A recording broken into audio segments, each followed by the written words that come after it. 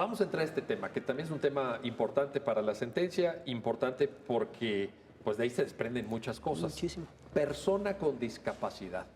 En la sentencia se señala que y con base en los tratados internacionales incluso, porque aquí tenemos un marco jurídico muy robusto, para identificar a una persona como persona con discapacidad no se requiere una acreditación fehaciente, es decir, no hay una especie de examen, una especie de test. ¿En qué consiste esta parte de la sentencia, Paula? Esto viene de cómo ha cambiado el panorama y el paradigma de personas con discapacidad. Antes veníamos de algo en donde lo que se analizaba era la persona y si la persona tenía alguna deficiencia. Entonces, ¿cómo comprobábamos eso? Bueno, te hago un estudio, veo si tienes menos IQ, veo si te falta una extremidad. Era un examen completamente médico, físico, psicológico, psiquiátrico, lo que fuera. Cuando cambia este paradigma, lo que se dice es, no, el problema no es la persona, lo que buscamos no es ver a la persona, sino cómo la interacción de esa persona con la sociedad y con su entorno genera discapacidad. Esto quiere decir, yo podría no tener una extremidad, pero si mi entorno funciona adaptado a mi falta de extremidad, yo no tengo una discapacidad. Por lo tanto, no es suficiente con ver que existe una deficiencia. Hay que ver si existen esas barreras del entorno que generan la discapacidad.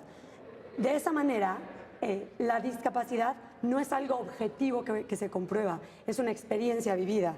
Entonces, es la persona la que determina si tiene una discapacidad y si se enfrenta con esas barreras derivado de una deficiencia que tiene. Hablaste, es una palabra muy importante, de cambio de paradigma. ¿De cuál a cuál? Se le llama, al que venía antes se le llamaba médico rehabilitador. ¿Este que describiste al inicio? Exactamente, el que ve a la persona como a lo que se tiene que solucionar y se trata de normalizar a la persona con discapacidad.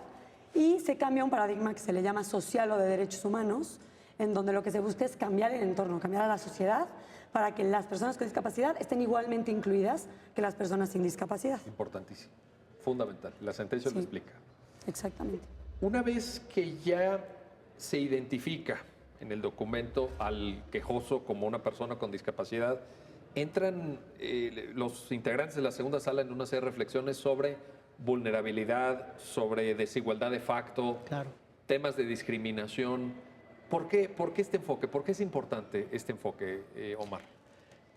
Pues, ¿Qué nos aporta decir? En primer lugar, evidenciar y sensibilizarnos a nosotros como sociedad de las repercusiones que se pueden generar en el contexto de, como dice Paula, de que una persona se enfrente con barreras para el desarrollo.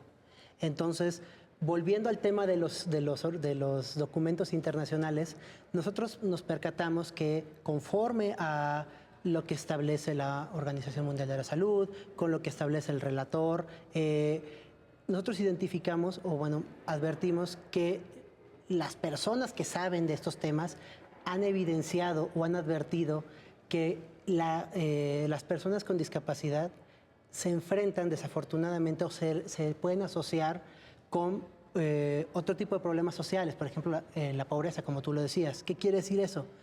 Que como se enfrentan constantemente a barreras, vamos a decirlo de alguna manera, tienen un costal, perdón que lo ponga así, a lo mejor más pesado que cargar y vamos a decirlo de alguna manera, porque el entorno no está preparado para ayudarles de alguna manera o para facilitarles que sea de alguna manera un trayecto igual a cualquier otra persona que no tenga una discapacidad y que no se enfrenta a ese tipo de barreras. Entonces, lo que se quiso advertir es que no es solamente el tema de discapacidad como tal, sino que está asociado a pobreza o a una afectación a otros derechos. Entonces, por eso era muy importante evidenciar que no es una categoría o una etiqueta que es irrelevante para la resolución del caso. Al contrario. Y en ese sentido, los juzgadores, y como lo dice en una parte de la sentencia, el Instituto Nacional de Psiquiatría, siendo la máxima autoridad, pues bueno, ellos debían haber sabido y deben actuar con unos protocolos especiales para atender y auxiliar de una mejor manera a una persona que puede enfrentarse a un problema social distinto al que nos podemos enfrentar Paula, tú, yo o alguna otra persona. Cualquier persona. Cualquier persona. Uno claro. de cada 4 mexicanos. Y si puedo complementar lo que dijo Omar, parte de lo que nos parecía fundamental era hacer notar cómo la falta de un suministro de un medicamento en una persona más bien es más grave si es una persona con discapacidad, porque para la persona con discapacidad no solo tiene que ver con recuperar su salud, tiene que ver con la discapacidad misma. Entonces, se asevera la discapacidad y por lo tanto se asevera su interacción con las barreras sociales si no se le suministra el medicamento. Entonces, tiene una doble connotación, porque faltas en la garantía del derecho a la salud y en muchísimos derechos relacionados con discapacidad. Entonces, por eso hablamos de una protección intensificada al derecho a la salud de las personas con discapacidad.